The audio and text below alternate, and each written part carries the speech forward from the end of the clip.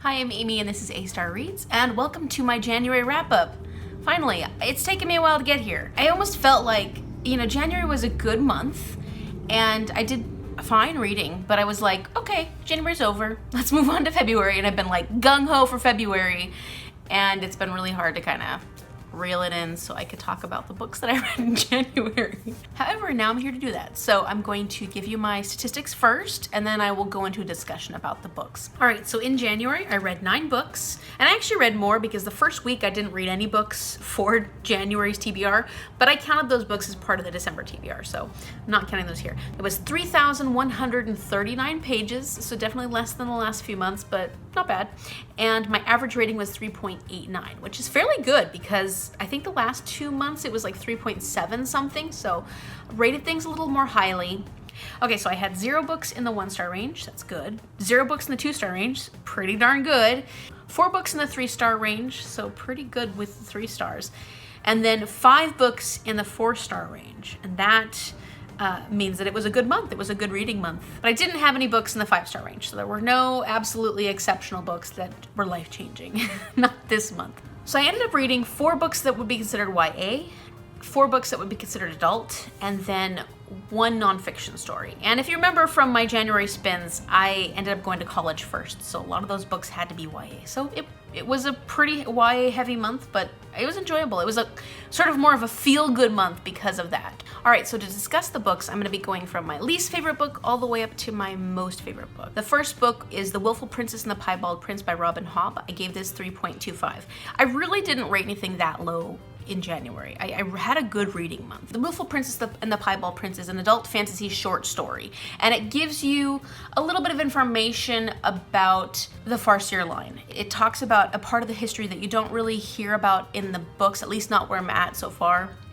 And it also discusses the magic of wit and how that becomes a big problem within the kingdom. And this story is told by the nursemaid of the Princess Caution. She goes into detail about everything that happens because she wants it to be clear what the truth behind all these stories are. She wants to make sure there's actually a record of what genuinely happened in all the political issues that happened during this time within the Farseer line. I give it a 3.25 mostly because I didn't enjoy the characters whatsoever. I know that it was well written and it was a very interesting addition to the Farseer line because I did learn a lot from it.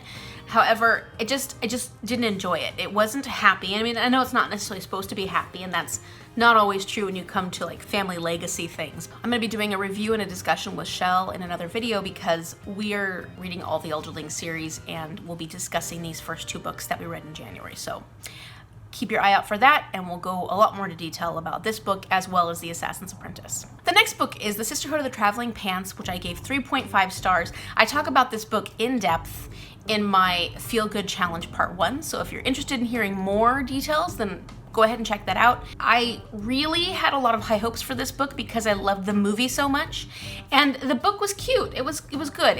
They had changed quite a few things when they did the movie adaptation, and I realized that I actually liked the movie adaptation better.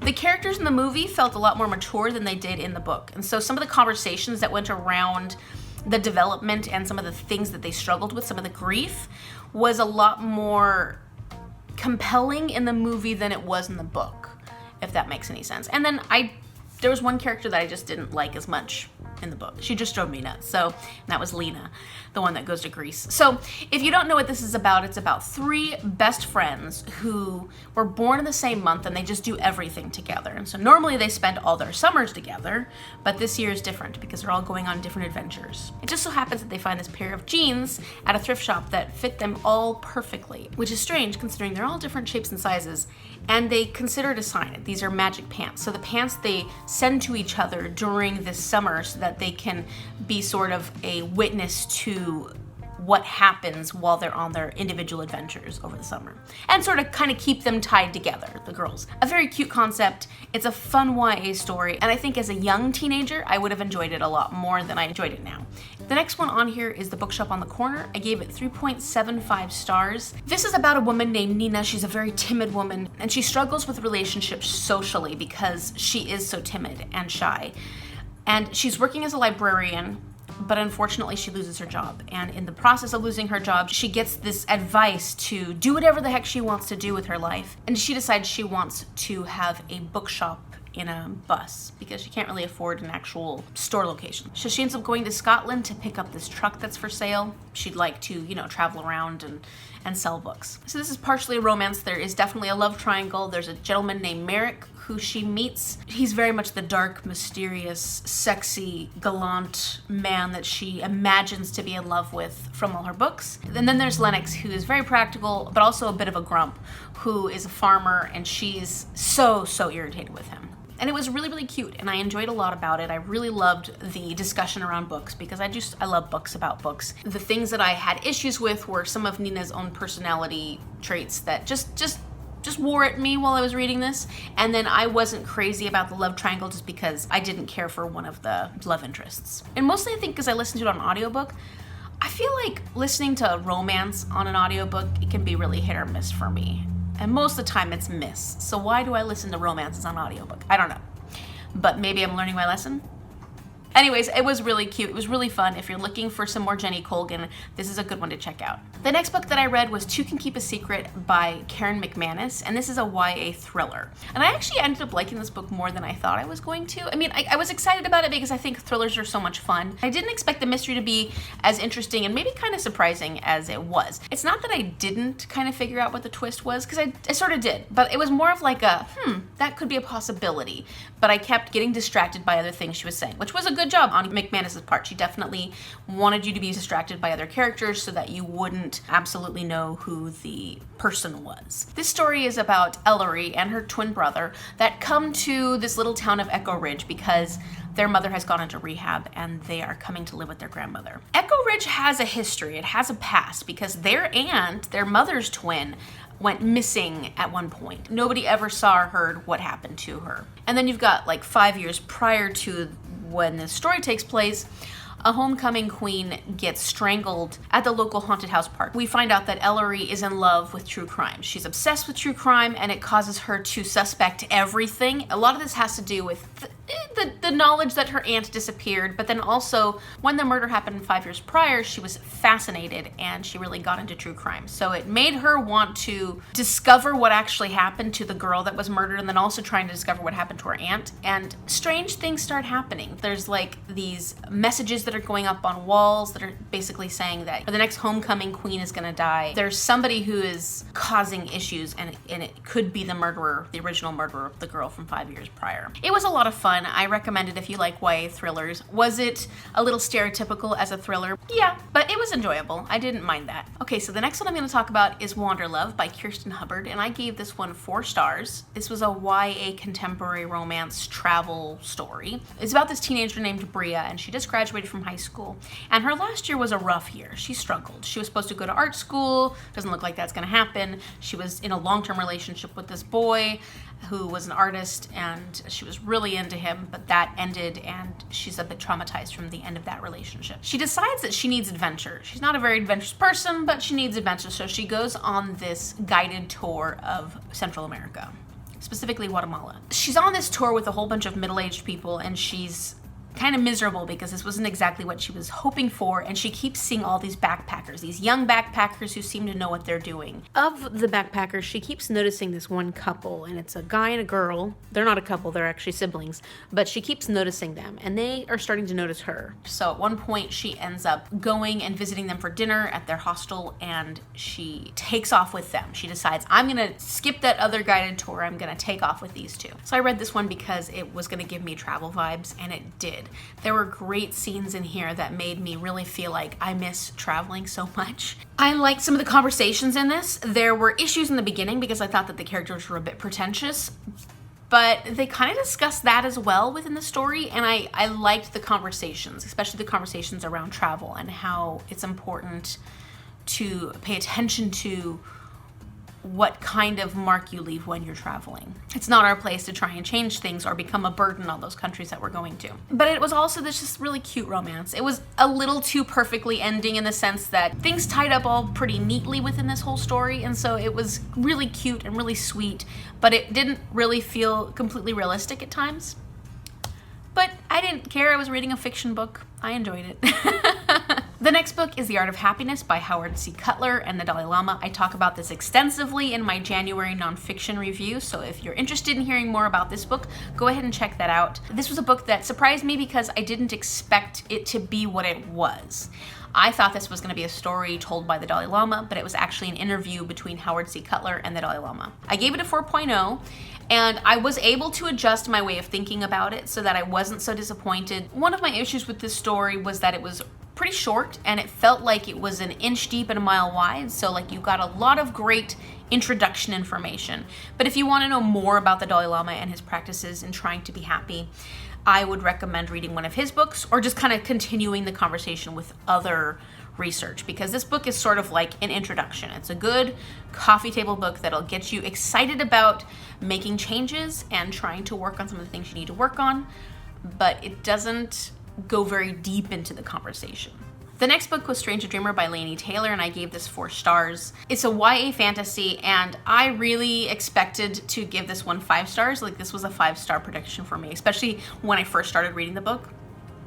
I really thought this was going to be a 5-star prediction for me, but then things changed quite a bit. And part of me is wondering if I should do a review on this book, like do a separate review. And if you think that I should, let me know in the comment section down below, because I have a lot of opinions, and they're not necessarily bad. There's a lot about this book that I really, really enjoyed, but there are specific things that I was like, oh. And I know that this is such a well-loved book that it makes me feel bad that I was like, oh. This book is about Laszlo Strange, and he is this orphan who gets put into a monastery when he was abandoned by his family during this big war.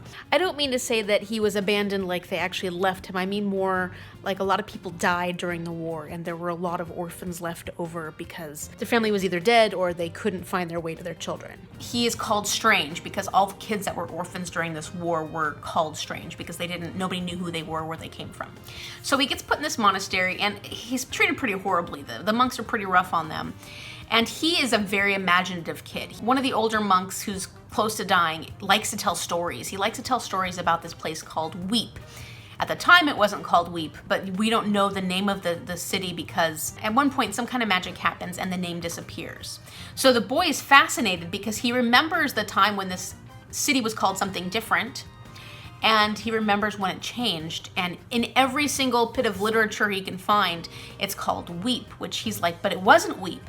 And there's no record that it wasn't Weep anywhere, so he's fascinated by it because he knows it has to be due to magic. At one point he goes to the big city, and I can't remember what it's called right now, but he goes to the library to do something, to drop something off, and he just falls in love with the library, and he stays. So the whole time he's at this library, he's always dreaming of being adventurous, but he's not adventurous at all. Like, in his life, he only lives within the library. He doesn't go anywhere. He's not trying to meet women. He's not trying to get to know anybody. He doesn't have really any friends.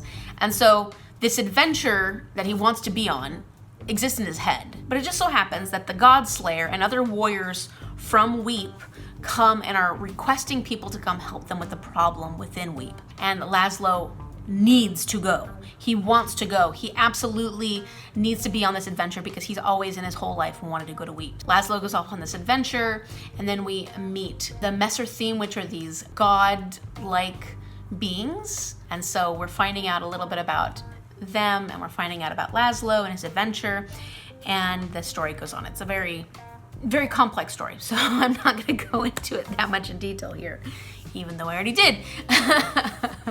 But I really enjoyed this story so much. I loved the storytelling. I loved Laini Taylor's writing. It was very atmospheric and just beautiful. The concepts, the ideas she comes up with are just very whimsical and pretty. I really enjoyed that a lot, and the adventure was really exciting for the first 2/3. And then I have an issue with the relationship that develops and just how it kind of changes the characters and how it's just not as exciting anymore for me. The next book is The Rosie Project by Graeme, and this was a 4.25 for me. I actually really enjoyed this. It was a romance, and it was a lot of fun. And it was about this guy named Don Tillman who has a lot of difficulty socially. He struggles to make friends, he struggles to have relationships, but he does want relationships, and he especially wants to get married at some point. So he has this idea that he's going to create this wife project, and it's this questionnaire that he will use when he's dating or in dating situations to see if he can find the perfect match for him. And if he finds the perfect match, then he knows that this woman will be the woman he wants to marry. But then also during this, he meets this woman named Rosie, who is not ideal. She's not perfect for marriage. And he really is like clear that this is not going to be a love match. But she has some projects, some things she needs help with, things that he can help her with because he's a geneticist. So he kind of goes off on these little adventures with her, these side projects, and he wants to help her figure out some things that she needs to. And of course, in the process, she finds that he's having a lot of fun with her, but she's not acceptable, so they can't end up together. It was really fun and cute and endearing, and I liked some of the messages in this story. I really liked the messages about being accepting and tolerant of people who are not what society deems as normal. If you want to know more about my feelings on this book in general, I would suggest watching my Feel Good Challenge Part 2, because I dive into a lot of the things that could be questionable in this story. It was a good book though, and I really enjoyed myself with it, and it gave me great feel-good moments. I really loved Dawn Tillman. I wasn't as crazy about Rosie herself. I don't know if I want to continue the series. I'm not yet sold on that, but if you have read any of the others and you really enjoyed them, or you have opinions about that, let me know what you thought in the comment section down below. Finally, the last book was The Assassins Apprentice by Robin Hobb. I gave this one 4.5 stars, and I will talk about this one a lot more and go into more of a synopsis in the review discussion that will be coming up hopefully this weekend.